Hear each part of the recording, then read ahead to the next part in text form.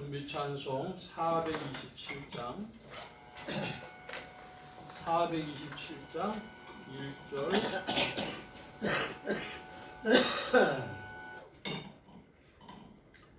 427장 1절 4절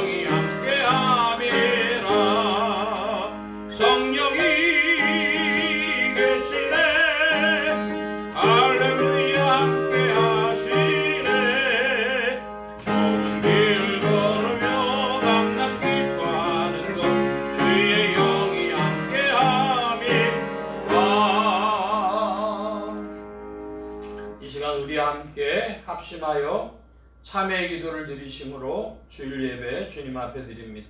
함께 기도합니다.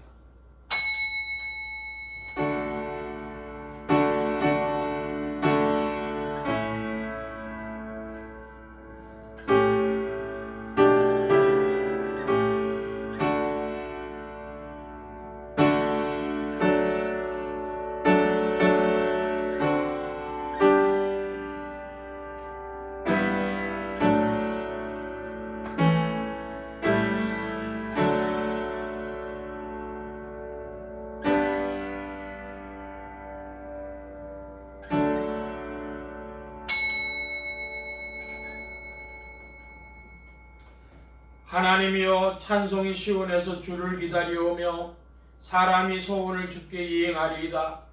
기도를 들으시는 주여, 모든 육체가 주께 나오리이다. 죄악이 나를 이겨 싸우니 우리의 죄가를 주께서 사하시리이다. 주께서 택하시고 가까이 오게 하사 주의 뜰에 거하게 하신 사람은 복이 있나이다. 우리가 주의 집 곧 주의 성전의 아름다움으로 만족하리이다. 아멘. 공율이 풍성하신 아버지 하나님, 저희들이 주님 앞에 나왔습니다. 험한 세상에 나가 살며 죄와 더불어 먹고 마시다가 저희들이 주님 앞에 나왔습니다. 때로 주의 이름을 찬송할 때가 있었습니다. 그러나 주님을 욕되게 한 때가 많았고 주님의 이름을 높이기보다는 주의 이름을 더럽힌 때가 많았습니다. 하나님 아버지, 하나님의 뜻을 따라 순종하며 사는 생활보다 내 마음대로 주의 뜻을 거역하며 산 일도 많았습니다. 주님 앞에 자복하오니 주여 불쌍히 여겨주시기를 기도하옵나이다. 때로 선한 일을 생각하지만은 유선에 빠졌으며 주의 의를 실현해 보려고 애썼지만은 독선에 빠지고 말았습니다. 주님의 교회를 섬긴다고 하나 자기 자신의 명예를 섬기고 선한 일 한다고 하지만 결국은 자기 중심으로 함으로 하나님께도 영광이 되지 못하고 내가 섬기려 하는 그 봉사마저도 하나님 보시기에 이웃 보기에도 합당한 것이 되지 못했습니다. 하나님 불쌍히 여겨주시기를 기도하옵나이다. 하나님 아버지, 주의 거룩한 사업을 위해 몸과 마음을 바친다고 헌신했지만은 부득이한 때가 많았고 주님의 뜻을 기뻐하며 즐거워하며 따르지 못한 모든 일을 주께 자복하오니 용서하여 주시기를 기도하옵나이다. 사람 앞에서는 내가 가장 옳은 것 같이 생각하지만은 하나님의 밝은 빛 앞에 저희가 무슨 말을 할 수 있사오리까? 나 자신 사람 앞에도 부끄러움이 많거든 어찌 하나님의 거룩하신 빛 앞에 설 수 있사오리까? 주여 불쌍히 여기시고 이 세상으로 끌리는 마음과 나약함과 불신앙과 모든 하나님 보시기에 합당치 못했던 일 이대로 다 자복하오니 용서하시고 사죄하여 주시기를 기도하옵나이다. 하나님 아버지, 그처럼 소중한 은사와 많은 기회를 주셨지만 충성을 다하지 못하며 진실을 다하지 못하며 부지런하지 못한 생활을 한 모든 것을 주님 앞에 자복합니다. 용서하시고 하나님의 사람으로 인쳐주시고 다시는 허물과 상관없는 자로 살며 주의 거룩한 말씀에 온전히 순종하는 하나님의 사람들로 살아가도록 은혜를 더하여 주시옵소서. 지금은 하나님과 나만이 아는 죄를 생각하며 묵묵히 참회의 기도를 계속합니다.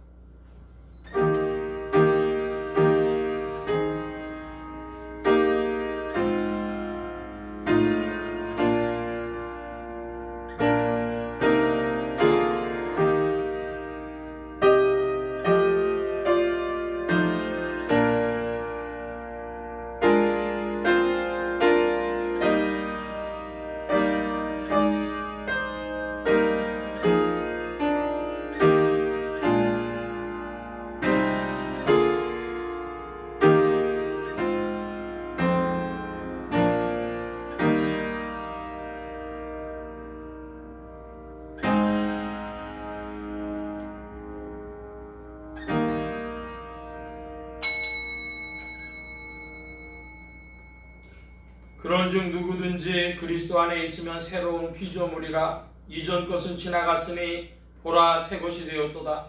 그러므로 주 예수 그리스도 안에 있는 자에게 결코 정죄함이 없느니라.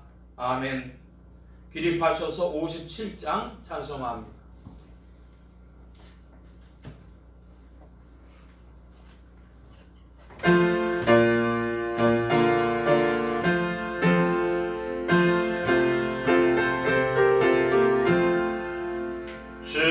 즐겁게 안식할 날 반갑고 좋은 날 내 마음을 편케 하니 즐겁고 기쁜 날 옛날에 천하 만민 다 보좌 앞에서 참되신 산의 일체 거룩하 부르네.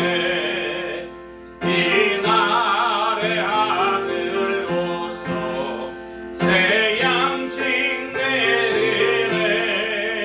성회로 모이라고 종소리 울리네. 복음의 밝은 빛은 상 비치며 또 영생물이 흘러 시원케 하시네. 이 안식 지킴으로 새 은혜 입어서 영원히 쉬는 곳에 다 올라갑시다.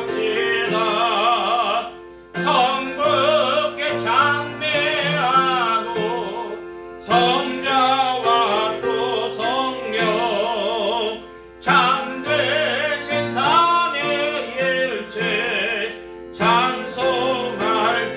찬송할지어다. 아멘.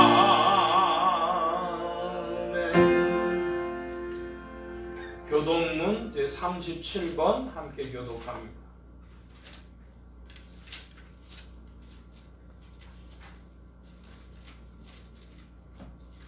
교독문 제37번입니다.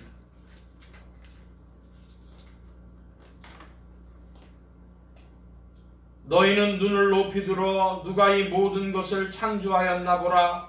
주께서는 주대로 인생을 특별하시고 각각 그 이름을 부르시나니 그의 권세가 크고 그의 능력의 강함으로 하늘까지 오느니라. 야곱아 네가 어찌하여 말하며 이스라엘아 네가 어찌하여 이르기를 내 사정은 여호와께 숨겨졌으며 원통한 것은 하나님께서 수혜하심을 받지 못한다느니. 너는 알지 못하였느냐 듣지 못하였느냐 나 영원하신 하나님 여호와 땅끝까지 창조하신 자는 피는 원치 아니하시며 원치 아니하시며 영원히 아니하시옵소서. 피곤한 자에게는 능력을 주시며 무능한 자에게는 힘을 더하시나니 자연이라도 피곤하며 운명하며 장정이라도 아버지 오직 여호와를 앙망하는 자는 새 힘을 얻으리니 주의 날개치에 올라가는 것이요 다른 박질하여도 곤비치 아니하겠고 걸어가도 피곤치 아니하리로다. 아멘. 사도신경으로 우리의 신앙을 고백합니다. 전능하사 천지를 만드신 하나님 아버지를 내가 믿사오며 그 외아들 우리 주 예수 그리스도를 믿사오니 이는 성령으로 잉태하사 동정녀 마리아에게 낳으시고 본디오 빌라도에게 고난을 받으사 십자가에 못 박혀 죽으시고 장사한 지 사흘 만에 죽은 자 가운데서 다시 살아나시며 하늘에 오르사 전능하신 하나님 우편에 앉아 계시다가 저리로서 산자와 죽은 자를 심판하러 오시리라. 성령을 믿사오며 거룩한 공회와 성도가 서로 교통하는 것과 죄를 사해 주시는 것과 몸이 다시 사는 것과 영원히 사는 것을 믿사옵나이다. 아멘. 작석하시겠습니다. 91장 찬송합니다. 91장.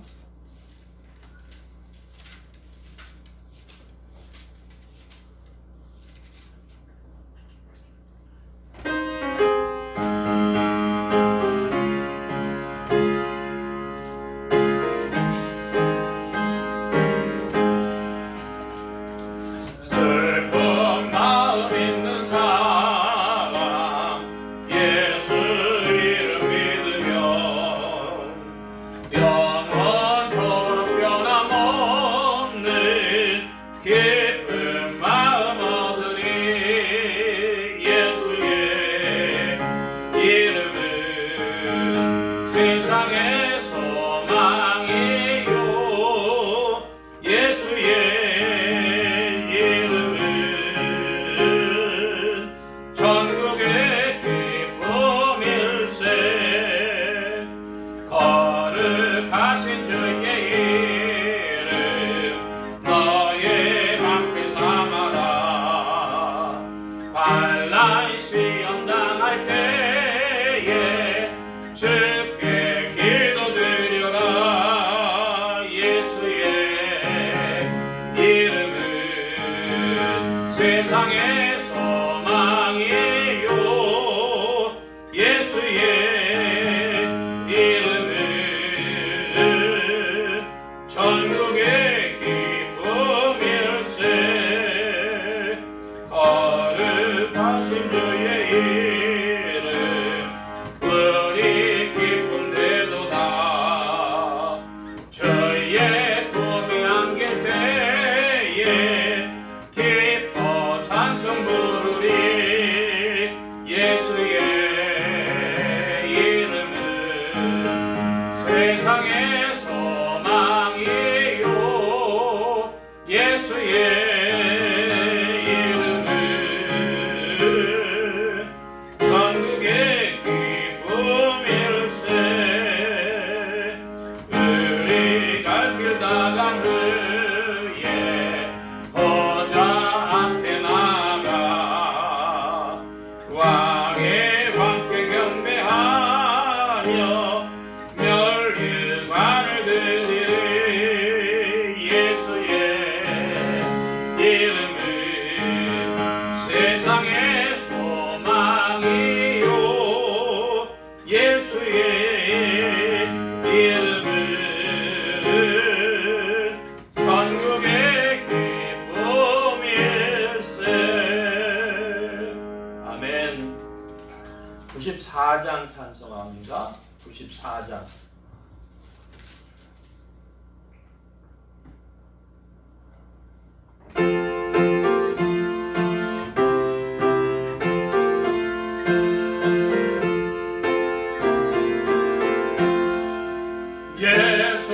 예수님은 누구신가? 우는 자의 위로와 없는 자의 궁성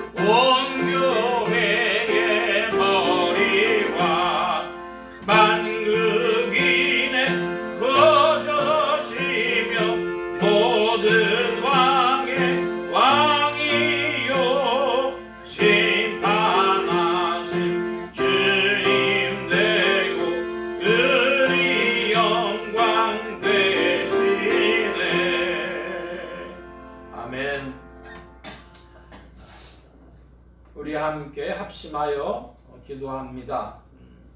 주보 맨 뒤에 기도의 공동체란을 보아주시기를 바랍니다. 세계 선교를 위해 기도하는 중에 중국, 러시아, 몽골 위해서 특별히 러시아의 블라디보스톡 쪽에 나가 계신 선교사님들 계신 줄 압니다. 블라디보스톡 선교를 위해서 특별히 기도해 주시기 바랍니다. 나라의 평화와 안정과 성장이 있도록 합심하여 기도합니다. 지역 복음화를 위해 기도하는 중에 서울 중북부 지역 중 노원구, 중랑구, 상계동 지역 교회를 위해서 또 예수 소망교회 이 지역을 붙여주시도록 예수 소망교회 성도들의 신앙 성장과 합심 기도 제목을 위해서 오늘은 둘째 주일이 되어져서요 가족의 신앙을 위해 기도합니다. 믿는 가족 권속들에게는 믿음을 더해 주시도록 아직 믿지 아니하는 친족 권속들에게는 믿음의 문을 열어 주시도록 부족한 종류에 기도해 주시기 바랍니다. 성령의 통치 아래 영육간의 강건함과 말씀의 충만함을 얻도록 또 모든 성대와 발성기관에 복을 주셔서 힘있게 유익하게 주의 말씀 증거할 수 있도록 우리 함께 합심하여 기도합니다. 각자 기도하시겠습니다.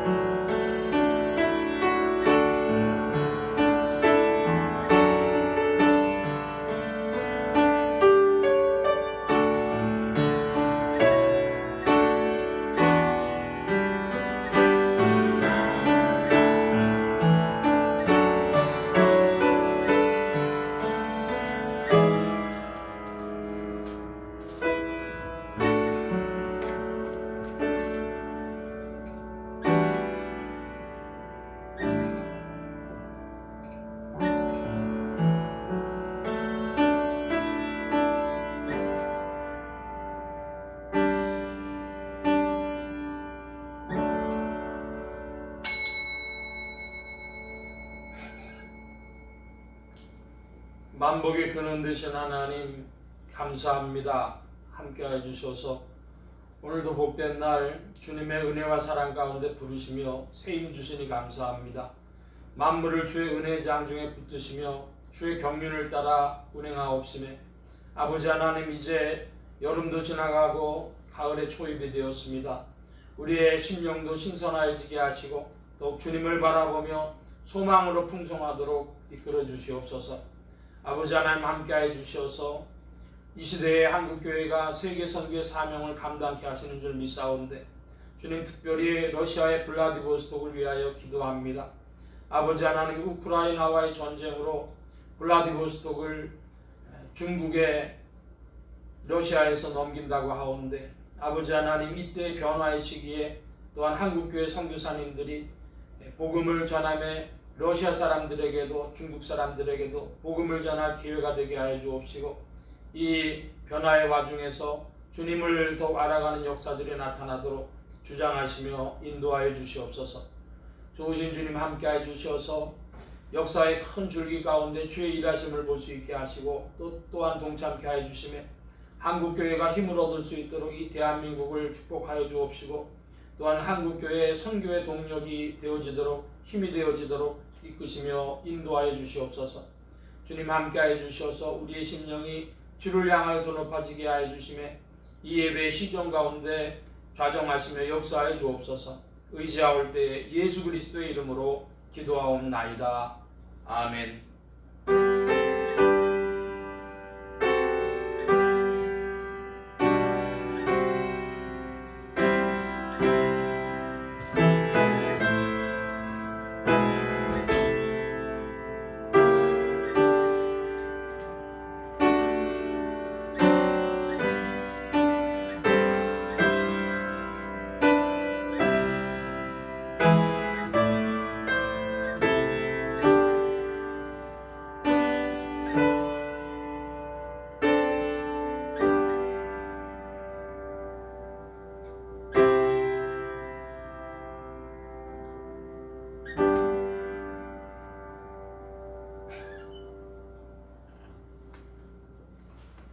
오늘 우리에게 주신 하나님의 말씀, 요한복음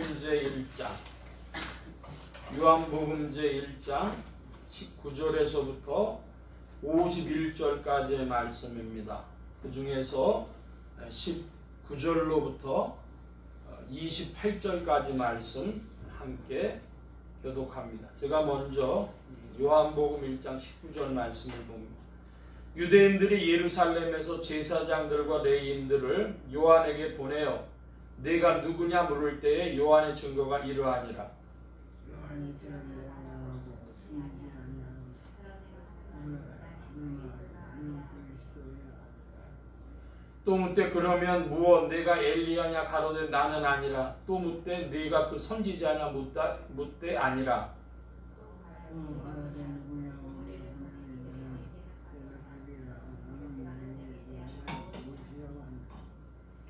가로되 나는 선지자 이사야의 말과 같이 주의 길을 곧게 하라고 광야에서 외치는 자의 소리로다 하니라. 또 물어 가로되 네가 만일 그리스도도 아니요 엘리야도 아니요 그 선지자도 아닐진데 어찌하여 세례를 주느냐.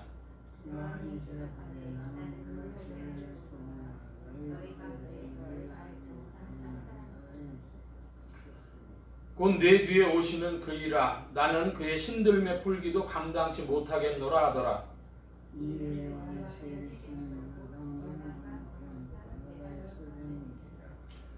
아멘. 458장 찬송합니다. 458장.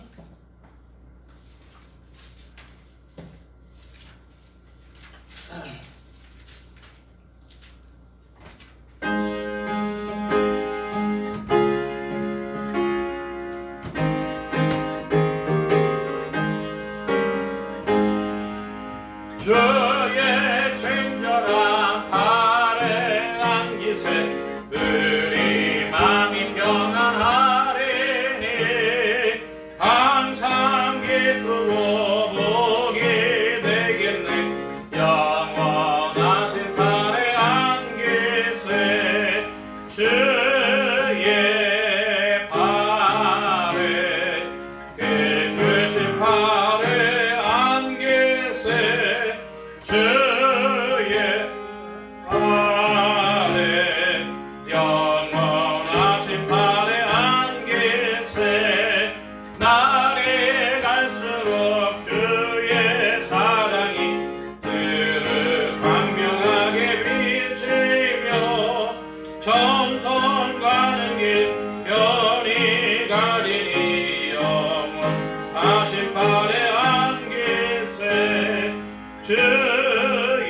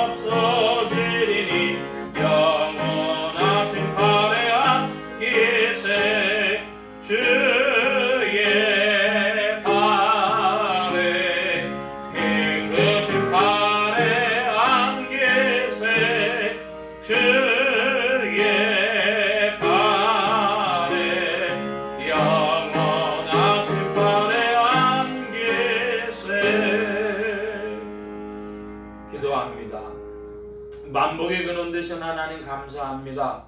오늘도 주의 복된 날 하늘문 활짝 여시며 심령의 문들 또한 활짝 열어주옵소서.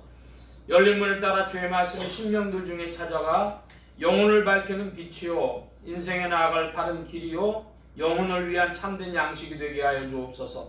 부족한 것 십자가 뒤로 감춰주시며 성령의 두루마기로 입혀주옵소서. 말하는 이과 듣는 게 복주신 바라오며 의지하올 때 예수 그리스도의 이름으로 기도하옵나이다. 아멘. 할렐루야. 그리스도의 풍성하신 은혜와 사랑이 여러분 심령과 생활 중에 두루 왕성히 운행하시기를 바랍니다. 오늘 이 아침에는 요한복음 제1장 19절에서부터 51절까지의 말씀을 가지고 요한복음 전체 정리 두 번째 시간을 갖고자 합니다. 하나님의 권능으로 죽음에서 부활하신 예수 그리스도는 죄와 죽음과 저주 가운데 있는 인생들에게 의와 생명과 복의 근원이 되셨습니다.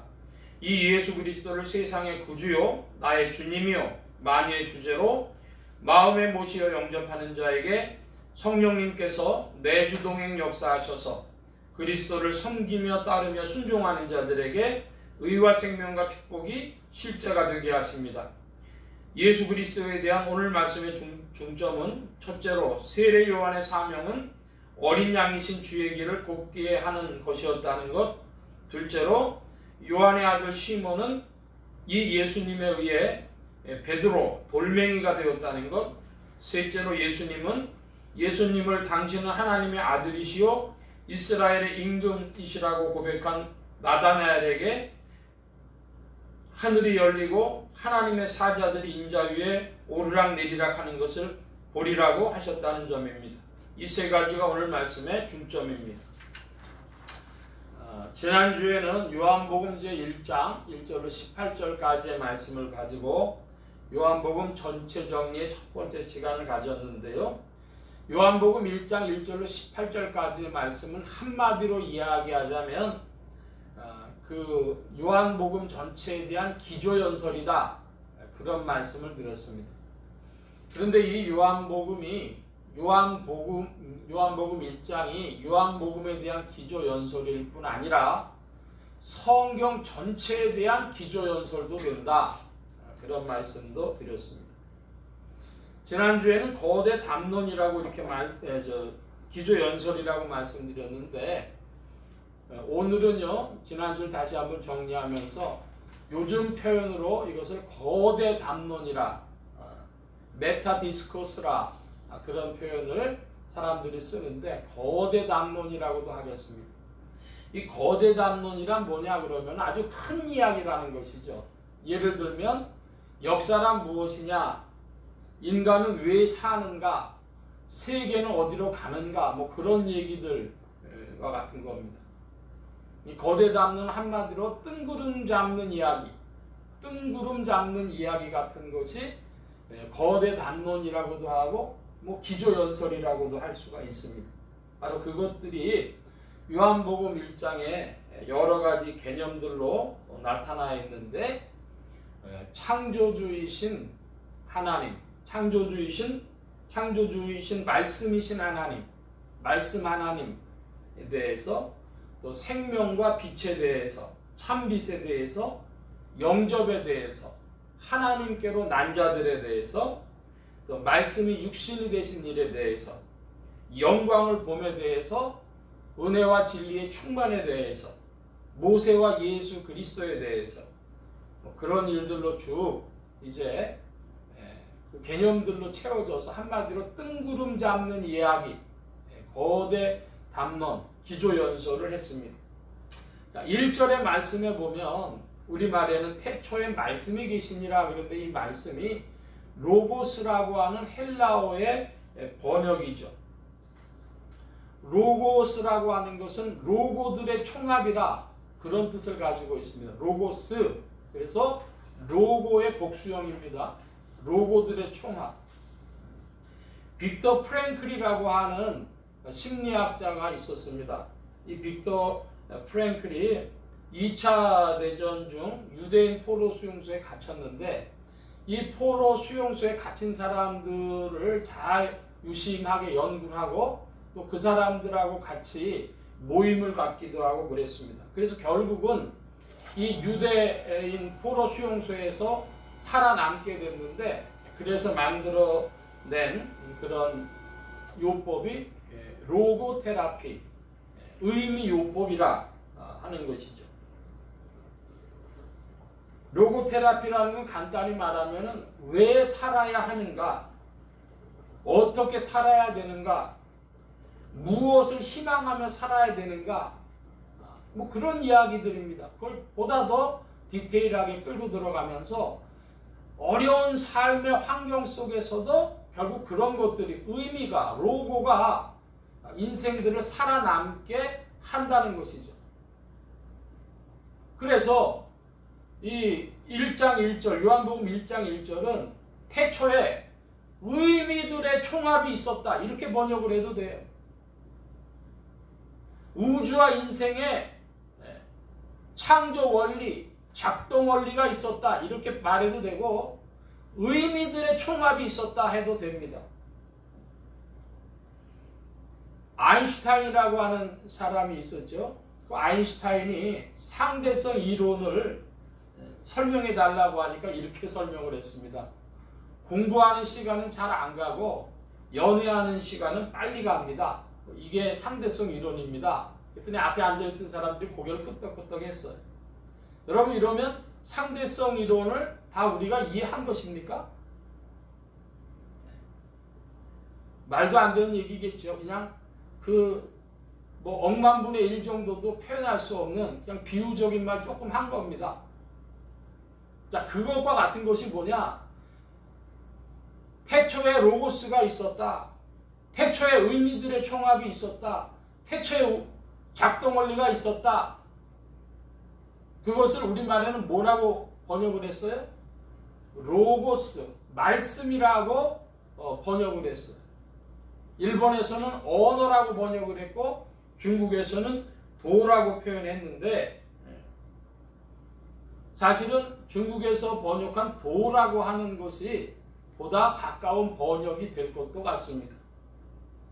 자, 그러면 여러분 다시 한번 말씀드리면, 아인슈타인이 상대성 이론을 공부하는 시간은 안 가고 연애하는 시간은 빨리 간다, 그렇게 하면은 그게 설명이 됐다고 얘기할 수 있겠어요? 아, 이렇게 쉬운 것이로구나, 이렇게 얘기할 수 있겠습니까? 그것이 아니고, 우리가 오늘날 성경 공부를 한다, 성경 말씀을 상고한다고 하는 것은 쉽게가 중요한 것이 아니라 진지한 마음으로 살펴본다가 중요한 것입니다. 인생들은 지혜가 짧아서 다 알 수가 없어요. 진지한 마음으로 살펴본다가 중요한 것이죠.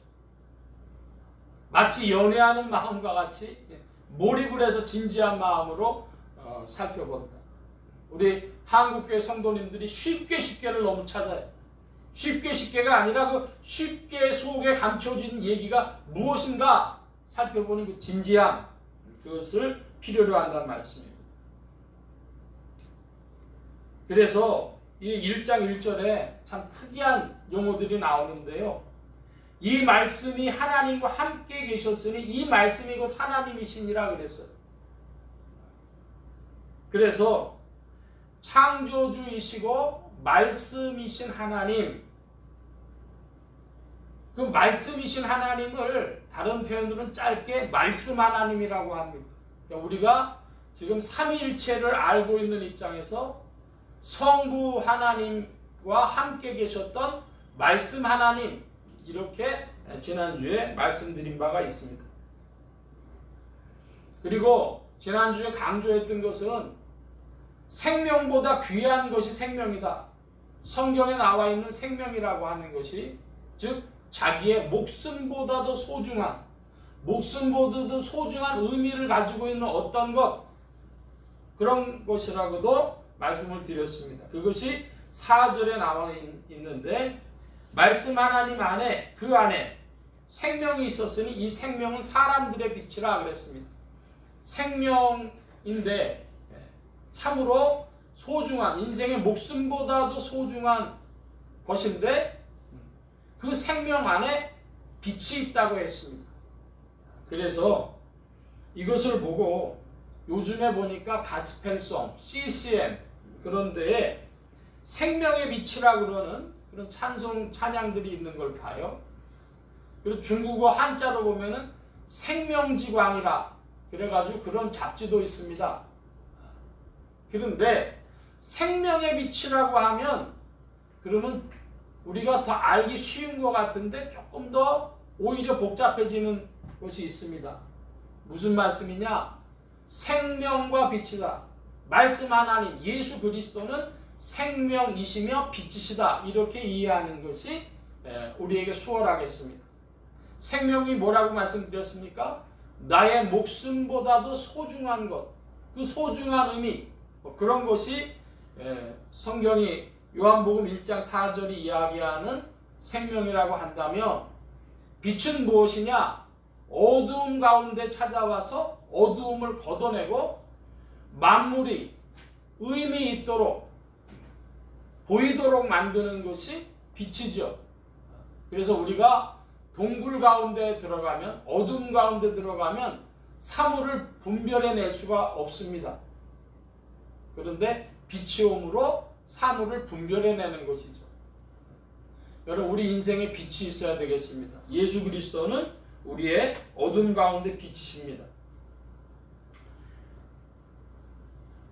참빛이라고도 표현했습니다. 참빛은 9절에 보니까 세상에 와서 각 사람에게 비추는 빛. 그러니까 이제는 세상에 오셨다고 하는 것과 한 사람 한 사람, 인류가 아닌 한 사람 한 사람이 부각되는 거예요. 바로 예수 그리스도는 나에게 참빛이 되신 것이죠. 할렐루야. 믿음 있는 자들에게 예수 그리스도는 찾아가셔서 그의 참빛이 되신 것입니다. 자, 또 영접이라고 하는 것이 12절에 나오는데 영접하는 자, 곧 그 이름을 믿는 자들에게는 하나님의 자녀가 되는 권세를 주셨으니 성경의 유명한 구절이죠. 하나님의 자녀는 하나님을 닮고 하나님 나라의 상속권을 가진 자가 됩니다. 그 사람은 어떤 사람입니까? 그리스도를 믿는 사람인데 어떻게 믿습니까? 영접으로 믿는 것입니다. 마음에 모시어 드리는 것입니다.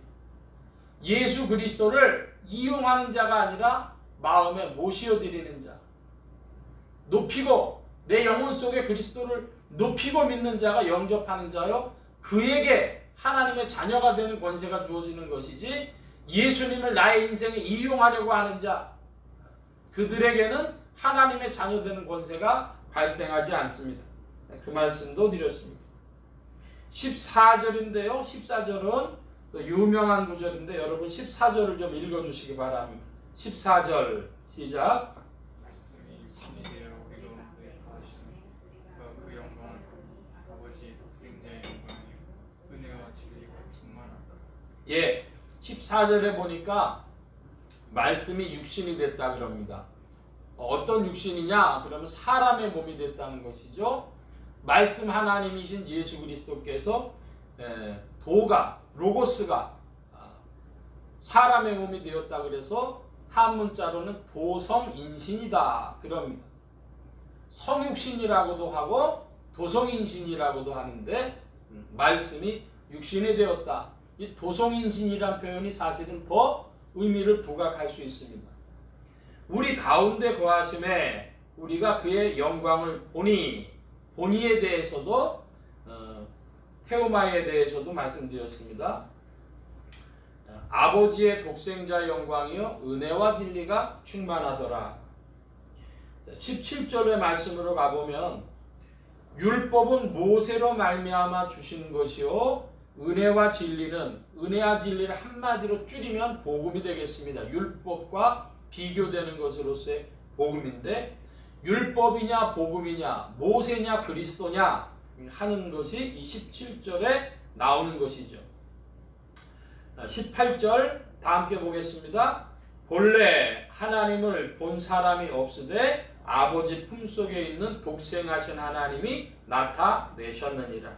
자, 본래 하나님을 본 사람이 없으되 그러니까 우리가 개인적인 경험으로는 보니까 수염이 처연 할아버지가 야 내가 너를 사랑한다. 예수를 믿어라. 그럼 자기는 이제 하나님 맞다고 이야기하겠죠. 꿈속에서 보는 사람도 있고 환상으로 보는 사람도 있고 오만 인간의 경험을 하는데 성경은 이야기합니다. 본래 하나님 본 사람이 없대요. 그러면 우리는 어떻게 생각하면 되겠어요? 아, 내가 경험하고 꿈꾸고 환상 보고 한 것들은 접어놓으면 되겠구나. 성경과 부합하지 않는구나 해야 될 텐데 사람들이 오늘날에도 다 자기 경험, 자기 꿈꾼 거, 뭐 환상 본 거 그런 얘기를 합니다. 본래 하나님을 본 사람이 없다. 본질입니다. 왜? 하나님이 형상이 아니시기 때문이에요. 형상이 아니신데 어떻게 형상을 봅니까? 본래 하나님 본 사람이 없어요. 그래서 뭘 만들면 우상 숭배가 되어지는 것입니다. 본래 하나님을 본 사람이 없으되 아버지의 품속에 있는 독생하신 하나님. 하나님 아버지의 품속에 있는 독생하신 하나님. 이 하나님 무슨 하나님이라고요? 말씀이신 하나님, 말씀 하나님. 성부 하나님의 품속에 계신 말씀이신 하나님, 말씀 하나님이 성부 품속에 계신 말씀이신 하나님 예수 그리스도께서 이 세상에 육신의 몸을 입고 오셔가지고 도성인신 하셔가지고 나타내셨다 그럽니다. 하나님 아버지를 나타내신 것이다. 그것을 표현하셨다 이렇게 말씀드렸어요. 나타내셨다는 것을 표현하셨다. 표현이라는 게 뭐죠? 내 마음을 드러낸다. 내 마음을 표현한다. 성의 표현입니다. 그런 이야기 하잖아요. 요즘에 추석이 가까워가지고 이제 사람들이 선물을 좀 보내요. 선물 보내면은요, 아유 뭐 이런 걸 보냅니까? 그럼 뭐라고 얘기합니다. 아유 그냥 받아주세요. 성의 표현입니다. 그러잖아요. 그것처럼 예수님을 통해서 형상이 없으신 하나님의 표현을 우리는 보는 겁니다. 예수님 안에서 어떤 표현을 우리가 봅니까? 의이신 하나님, 사랑이신 하나님, 의와 사랑의 온전한 성취이신 예수 그리스도를 통해서 의와 사랑이신 하나님의 형상 없는 그 모습을 우리가 하나님의 마음을 우리가 보게 되어지는 것이죠. 주님이 표현하셨다. 기억하시길 바랍니다. 자, 이제 금주의 말씀을 오늘 말씀 19절 이하부터 51절까지인데요. 23절의 말씀, 너무 말씀이 길죠 오늘. 그래서 건너가면서 좀 보겠습니다. 23절을 같이 봅니다. 23절 가로되 나는 선지자 이사야의 말과 같이 주의 길을 곧게 하라고 광야에서 외치는 자의 소리로다 아니라. 사람들이 세례 요한에 대해서 물었습니다. 너 누구냐? 너 뭐하는 사람이냐? 그랬더니 세례 요한이 뭐라고 대답했다고요? 나는 주의 길을 곧게 하라. 스트레이트, 직진 도로가 되도록 만드는 광야에서 외치는 자의 소리라 그랬습니다. 여러분 질문합니다. 세례 요한이 뭐 토목공사를 했습니까? 주의 길을 어디다가 만듭니까? 뭐 팔레스타인 땅 어디에다가 고속도로 만드는 사업을 했습니까? 세례 요한이 그게 아니죠. 주의 길을 어디다가 만들었어요? 사람들의 마음에 주의 길을 곧게, 사람들의 마음이 흔히 우리도 그런 표현 잘 씁니다. 저 사람 꼬였어 그럽니다. 꼬였다. 마음이 꼬였다는 거예요. 왜 꼬일까요? 화가 나서도 꼬이고요. 자기 말을 안 들어줄 때 기분 나빠서 꼬이고요. 나는 교만한데 나를 안 알아줘서 꼬이고요. 나는 욕심이 나가고 저걸 갖고 싶은데 나한테는 줄 생각을 안 하니까 꼬이고요. 사람의 이렇게 마음이 꼬였다는 것이죠. 죄악된 심령을 표현하는 겁니다. 그 죄악된 사람들의 마음이 펴져야 주님이 오신다는 거예요. 여러분 잘 기억하시기 바랍니다. 주님은 자동차와 같습니다. 보석을 실은 자동차와 같은데 그 주님이 오실 길을 예비하는 것, 그게 세례 요한의 할 일이었고 사람들의 마음 속에 그 길을 곧게 하는데, 여러분 사람들의 마음이 주님 찾아오시도록 곧게 하는 그 일, 그걸 뭐라고 할 수 있을까요? 회개라고 할 수 있습니다. 세례 요한이 그렇게 전했습니다. 회개하라. 천국이 가까웠느니라. 회개하라 주님이 곧 오시리라 한 것입니다. 그러니까 회개하지 않는 심령은 주님을 맞을 길이 없어요. 오늘날 뭐가 문제가 되냐 그러면 영혼의 깊은 참회의 마음이 없이 회개의 마음이 없이 예수님을 믿었다 뭐 이런 거예요. 그러면 다 죄인들이 어떻게 해요? 주님을 영접하지 않고 주님을 이용하는 겁니다. 자기 인생을 위해서. 그래서 세례 요한은 통옥공사를 했는데 어떤 통옥공사를 했냐? 마음의 길을 곱게 하는 마음의 통옥공사를 하니가 세례 요한이다 한 것입니다. 자, 25절의 말씀에 보면은 세례 요한이 세례 주는 나는 물로 세례를 주거니와 너희 가운데 너희가 알지 못하는 한 사람이 섰으니 내 뒤에 오시는 그이라 나는 그의 신들매 풀기도 감당치 못하겠노라 했습니다. 내 뒤에 오시는 이는 누구를 얘기하는 것입니까? 예수 그리스도인데 그 예수님께서는 이 땅에 오실 때도 세례 요한보다 6개월 정도 동생으로 오셨고 또 그 예수님께서는 그 세례 요한의 사역보다 한 6개월 정도 늦게 6개월에서 1년 정도 늦게 사역을 시작한 것으로 봅니다. 세례 요한이 한 일이 뭐냐? 예수님이 오시도록 사람들한테 회개를 선포하고 외친 그런 일을 한 것이죠. 내 뒤에 오시느니 세례 요한이 이야기했습니다. 한번 따라 하십시다. 내 뒤에 오시느니 사람들이 예수님 만나려면 오늘도 똑같아요. 회개하는 심령, 참여하는 심령의 그리스도께서 오십니다.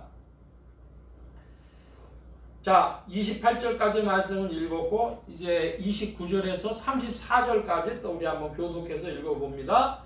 29절입니다. 제가 먼저 봅니다. 이튿날 요한이 예수께서 자기에게 나오심을 보고 가로되 보라 세상 죄를 지고 가는 하나님의 어린 양이로다.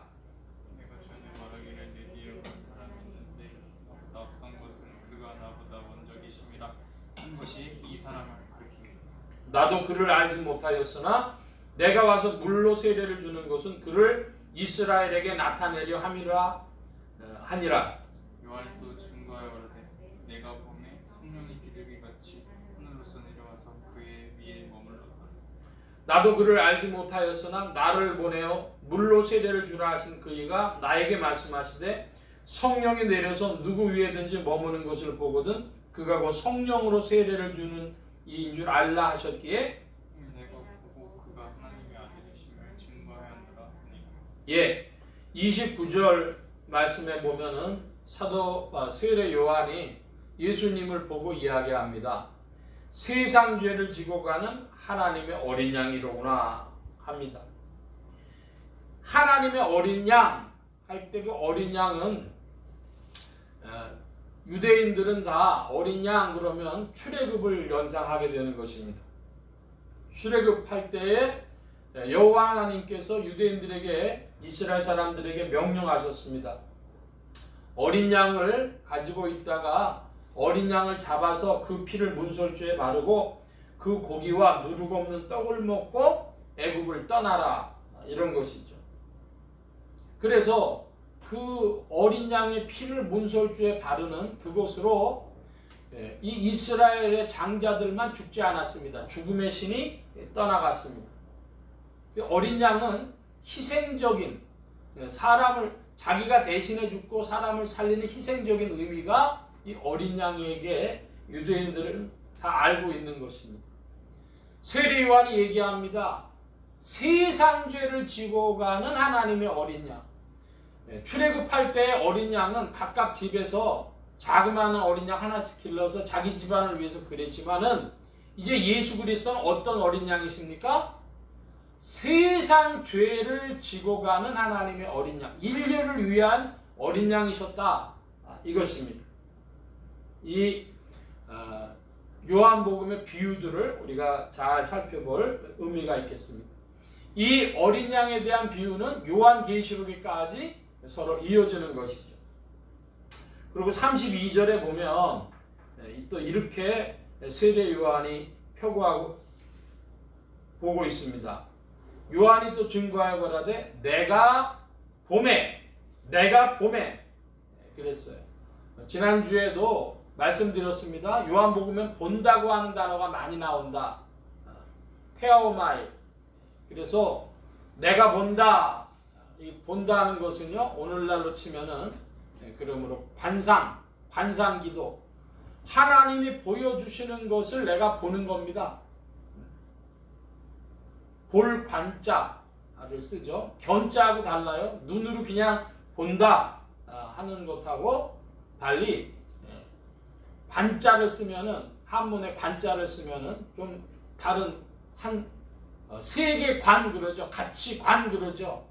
그러니까 세계를 보는 눈, 가치를 보는 눈, 이런 겁니다. 좀 깊은 뜻을 가지고 있는 단어가 되겠습니다.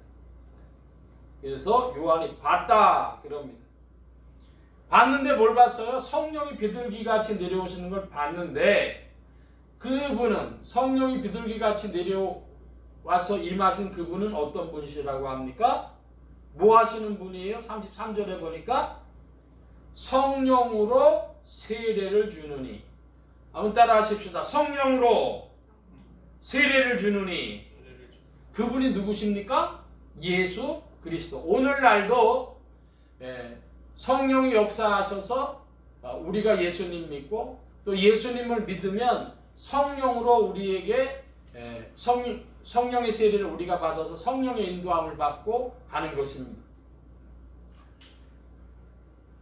34절 보면 하나님의 아들이라고 하는 증거를 이제 세례 요한이 첫 번째로 했습니다. 자, 이번에는 또 35절 이하를 봅니다. 35절로부터 42절까지 보겠습니다. 또 이튿날 요한이 제자 중 두 사람과 함께 섰다가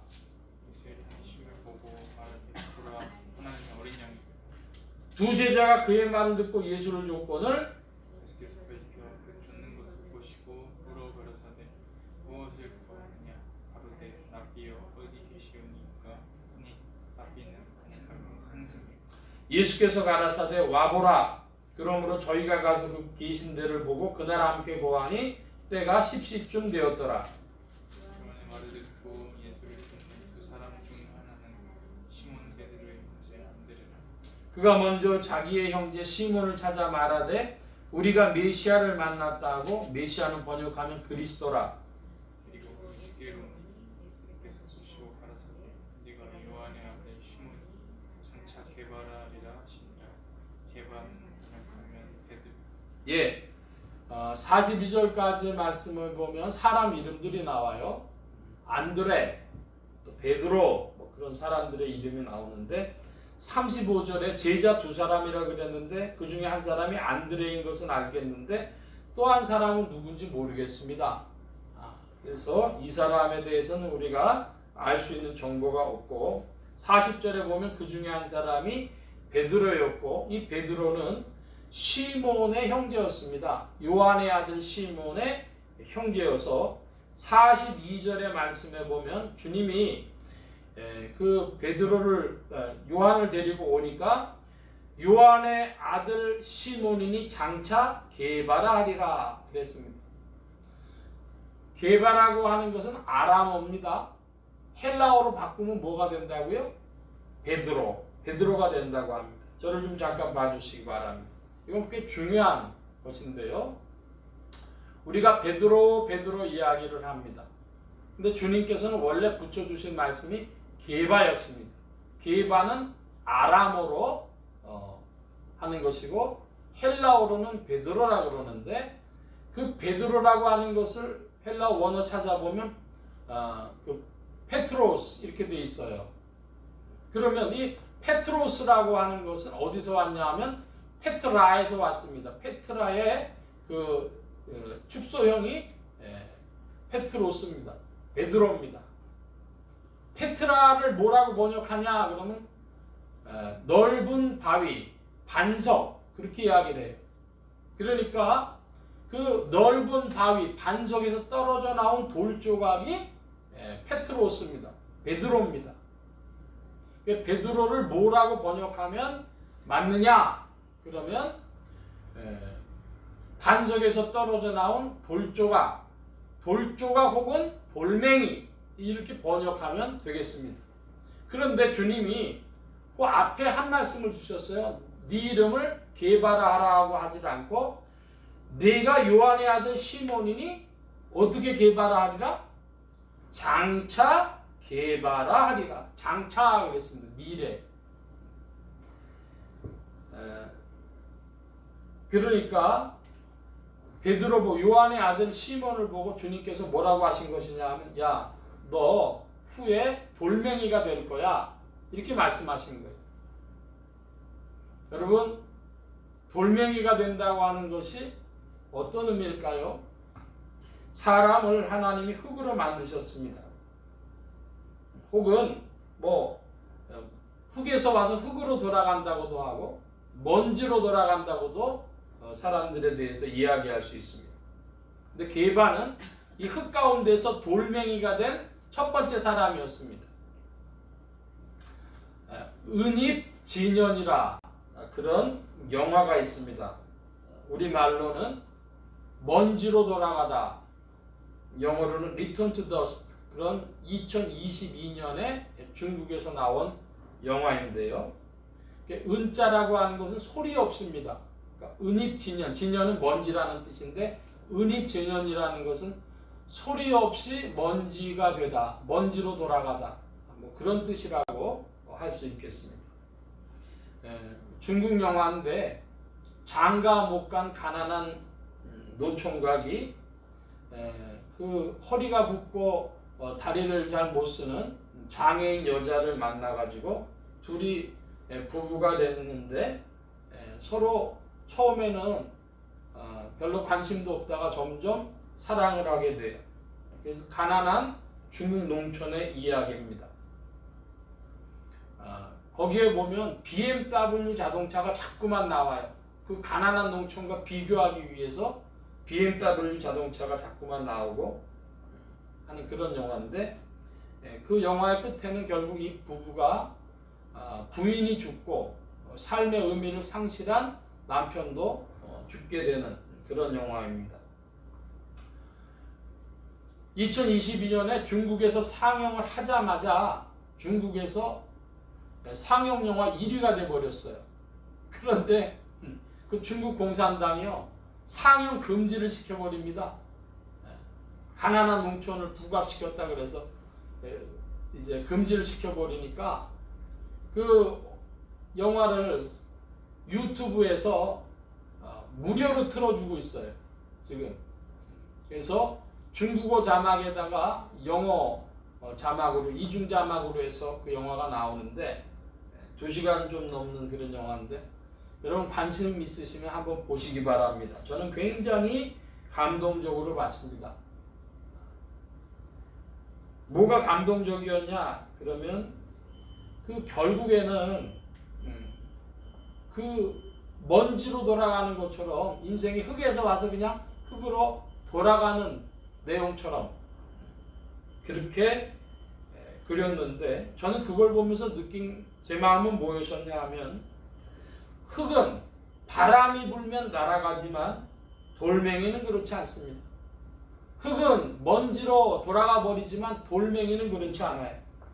바로 그 돌멩이가 된 첫 번째 사람이 베드로였습니다.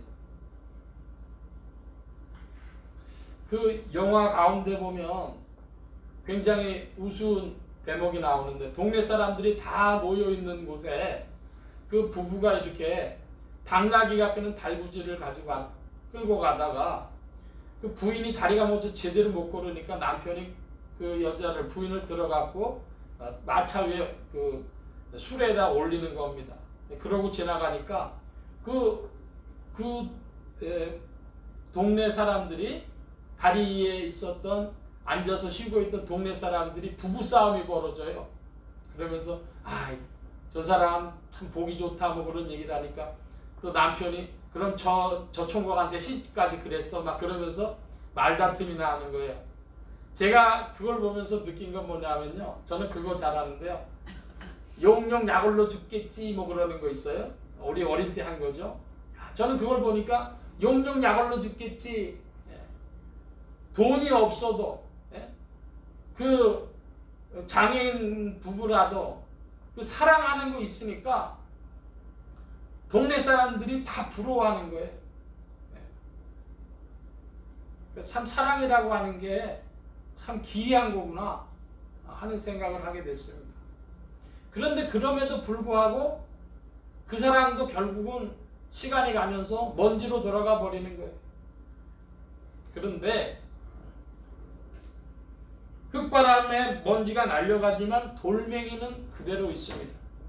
돌멩이가 된 첫 번째 사람이 베드로입니다. 저는 이 베드로에 대해서 좀 더 하고 싶은 말씀이 있습니다. 우리나라에 보면 한국의 불교 전통이 꽤 깊죠. 1500년도 넘는 그런 불교 전통이 있는데 우리나라에서 가장 큰 불교 종단의 소의경전, 의지하는 경전이 금강경이라고 그럽니다. 금강이라고 하는 건 다이아몬드라는 것이죠. 그래서 불교의 사람들이 성불 하십시오 하는 것은 바꿔 표현하면 다이아몬드가 되십시오 이렇게 얘기하는 것과도 같아요. 근데 저는 솔직한 마음으로 다이아몬드가 되신 분들이 얼마큼 있으신지 모르겠어요. 흙에서 와서 흙으로 돌아가는 인생 가운데 다이아몬드가 된 이들이 얼마나 있는지는 저는 알지 못합니다. 요즘에 그 충격을 주는 그 스님네 한 분인데 그분이 뭐냐 하면 윤회를 부정했어요. 다시 태어난 윤회 환생을 부정을 했어요. 다시 태어날 길이 없다는 거예요. 이걸로 끝이라는 거예요. 그러니까 불교인들이 지금 충격을 받았겠죠. 왜? 이번 생에 성불 못하면 다음 생에라도 있는데 그러면 성불할 길이 없죠. 다이아몬드 될 길이 없잖아요. 흙에서 와서 흙으로 돌아간다. 어떤 이들은 흙에서 와서 다이아몬드 한번 돼보려고 하는데 우리는 다이아몬드 될 건 없거든요. 그리스도 안에 있으면 우리는 돌멩이 됩니다. 믿기 바랍니다. 장차 개발하리라. 네가 반석이신 그리스도 예수, 만세 반석이신 예수 그리스도 안에 있다면 너는 돌멩이가 될 것이다.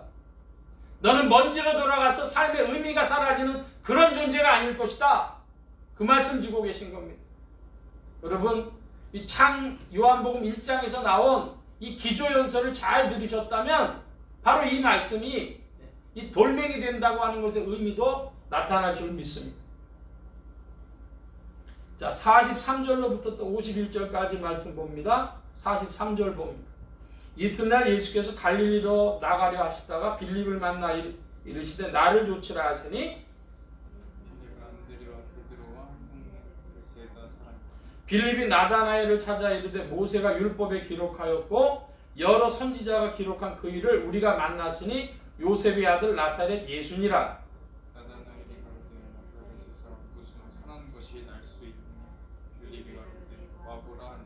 예수께서 나다나엘이 자기에게 오는 것을 보시고 그를 가리켜 가라사대 보라 이는 참 이스라엘 사람이라 그 속에 간사한 것이 없도다.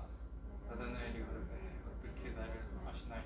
예수께서 대답하여 가라사대 빌립이 너를 부르기 전에 네가 무화과 나무 아래 있을 때에 보았다. 나다나엘이 대답하되 랍비여 당신은 하나님의 아들이시오 당신은 이스라엘의 임금이로소이다. 예수께서 대답하여 가라사대 네가 너를 무화과 나무 아래서 박사함으로 믿느냐. 이보다 더 큰 일을 하리라. 51절 함께 봅니다. 또 가라사대 진실로 진실로 너희에게 이르노니 하늘이 열리고 하나님의 사자들이 인자 위에 오르락 내리락 하는 것을 보리라 하시니라. 아멘. 예수님께서 빌립이라고 하는 인물을 만나십니다. 그리고 나를 쫓으라고 하십니다.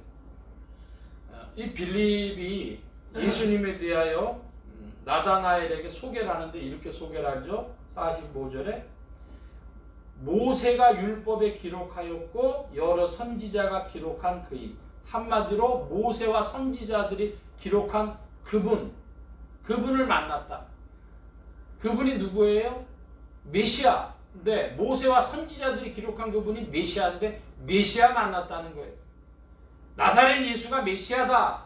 그러니까 나다나엘이 어떻습니까? 안 믿어줘요. 나사렛에서 무슨 선한 것이 나겠느냐? 안 믿어줍니다.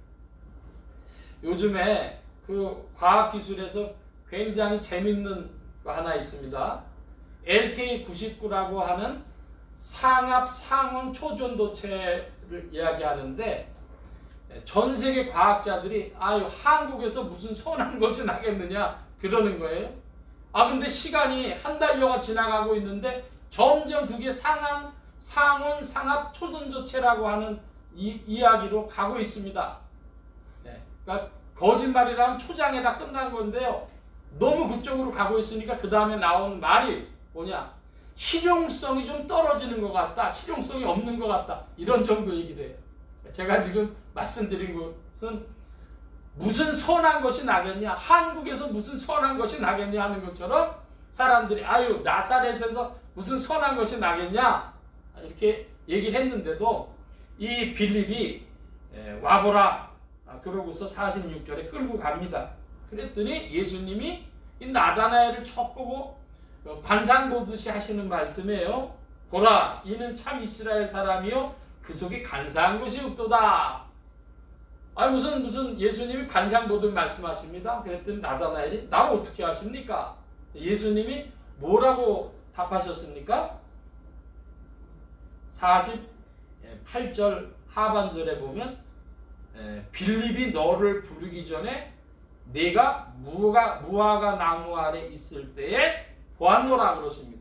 이게 뭔 얘기입니까? 예수님 관상 보고 하신 이야기가 아니에요. 그 사람 마음 보고 하셨다는 거예요.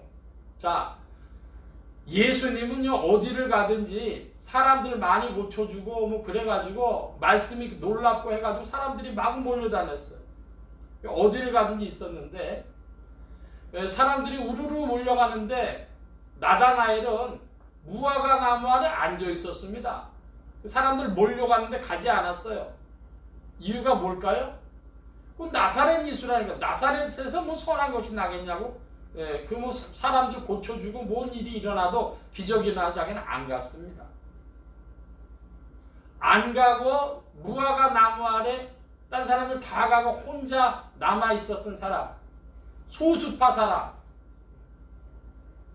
자기의 길을 마이웨이를 가는 사람, 그 나다나엘의 마음을 보고 예수님이 말씀하신 것이죠.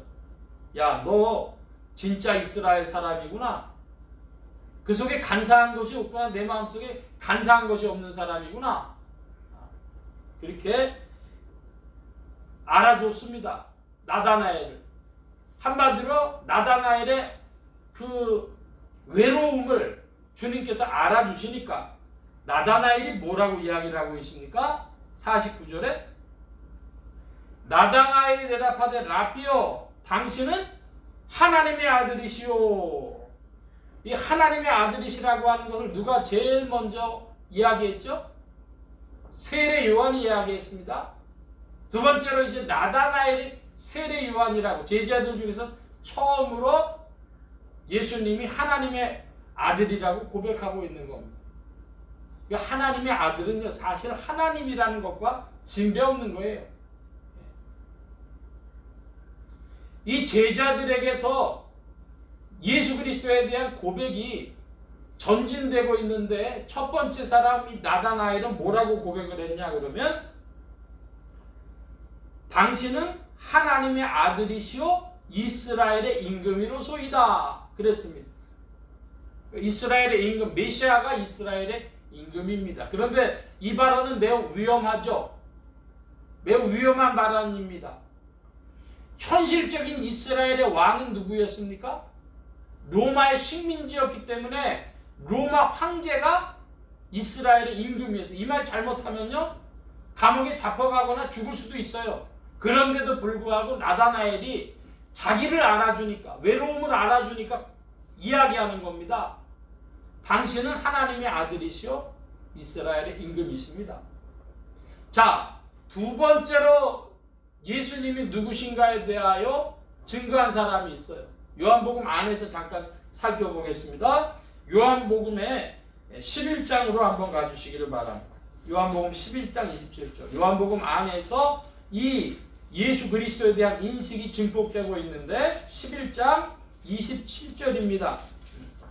27절. 여러분 한번 큰 소리로 27절 읽어주시기 바랍니다. 시작. 네, 주여 그러하리다. 주는 그리스도시요 세상에 오시는 아들이신 줄을 내가 믿나이다. 예, 베드로는 뭐라고 고백하고 있습니까? 하나님의 아들이신 내가 믿습니다. 어떤 하나님의 아들? 세상에 오신 하나님의 아들이라고 믿는다는 거예요. 그런데 그 앞에 뭐라고 표현하고 있어요?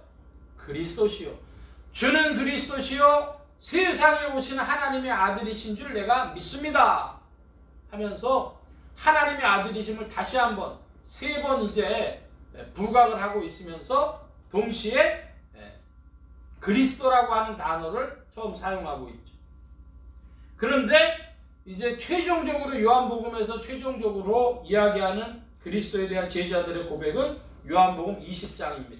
20장 한 번 더 보겠습니다. 20장 28절입니다. 20장 28절 저와 여러분이 같이 봅니다. 185면 무렵에 요한복음 20장 28절 도마가 대답하여 가로되 나의 주시며 나의 하나님이시니이다. 예, 도마는 뭐라고 고백했어요? 나의 주, 나의 하나님.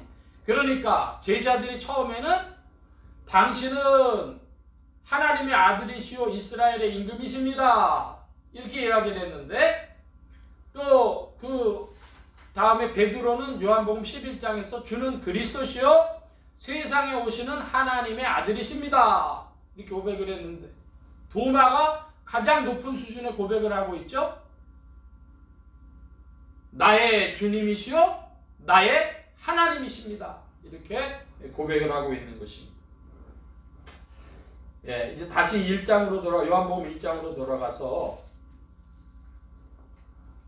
예수님과 나다나엘이 이런 대화를 주고받을 때에 나다나엘이 하는 고백을 듣고 주님이 이렇게 반문을 하십니다.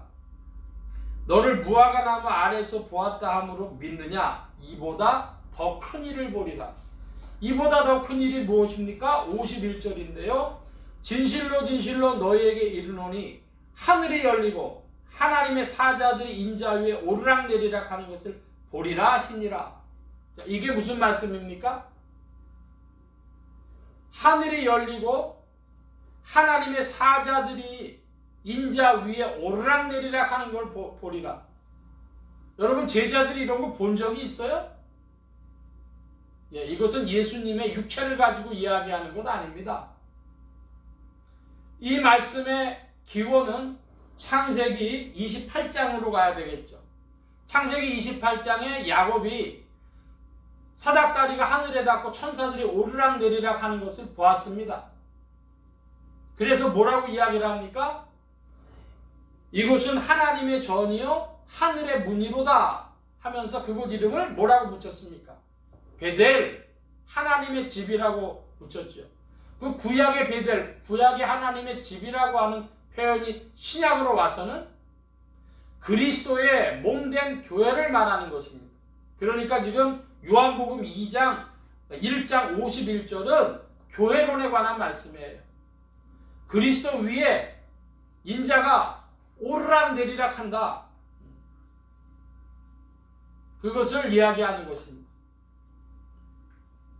하늘이 열리고 하나님의 사자들이 인자 위에 오르락 내리락. 주의 몸된 교회란 무엇이냐?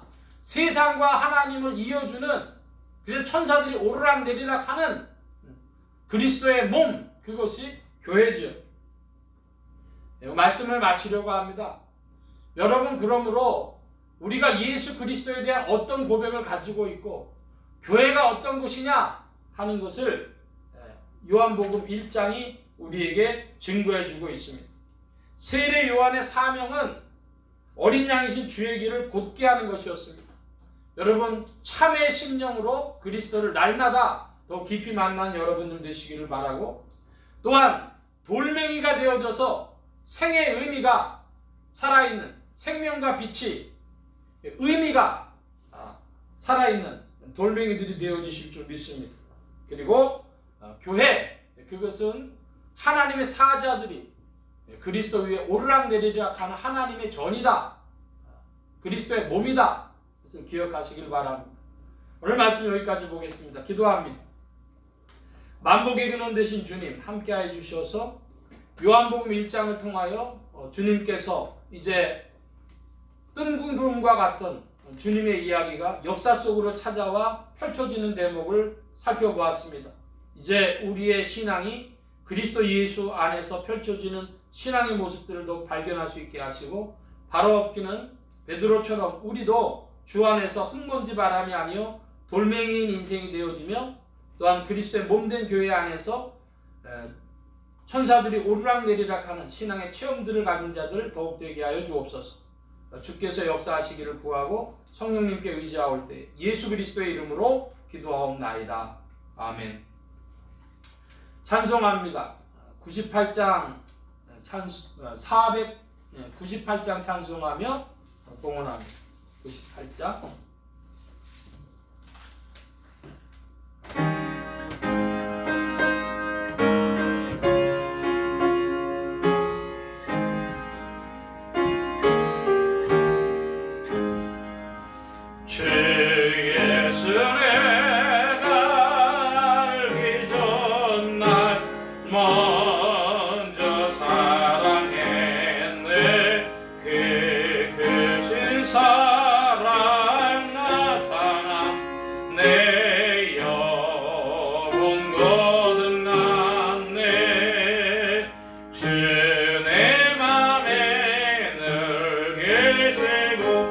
나 주의 안에서 저 포도비유 같으니 참 좋은 나의 친구 내 진실하신 친구여 그는 은혜 내려주사 나랑 상보하시고 내 방패 되옵소서. 깊은 성한 참 사랑을 위해 이끈을 소냐 날 구원하신 예수는 참 좋은 나의 친구. 아멘. 이 시간 우리 함께 기도합니다. 각자 받으신 말씀 붙잡고 기도하시고 성령님 한 주간 인도하여 주옵소서. 기도하시기 바랍니다. 소원 기도의 제목 있으신 분들이나 아픈 곳 있으신 분들 가슴에 손 얹고 기도하시기 바랍니다. 말씀 받은 영혼들 위해 주의 손길 나타내 주신 줄 믿습니다. 각자 기도합니다.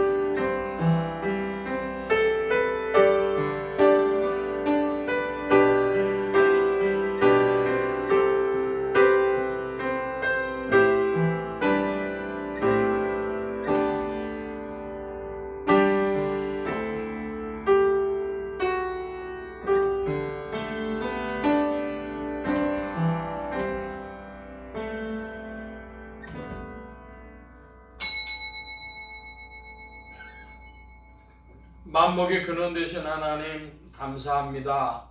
함께 하셔서 사랑하심을 입은 무리들 주께서 불러 모아주시고 겸손히 주님을 찬양케 하시고 주님께 예물 바치는 손길로 나오게 하셨사오니 여호와 이레 하나님 생애에 필요한 모든 것들 친히 예비하시며 공급하여 주옵소서. 이 예물이 쓰여지는 곳마다 하나님의 의가 선포되어지며 하나님의 나라가 확장되게 하여 주옵소서. 온 교회와 성도들로 인하여 주님 영광 받으시며 은혜로 후히 베푸심 의지하올 때 예수 그리스도의 이름으로 기도하옵나이다. 아멘. 교회 소식 전해드리겠습니다. 특별한 광고의 말씀은 없고 기립하셔서 448장 찬송 1절 합니다.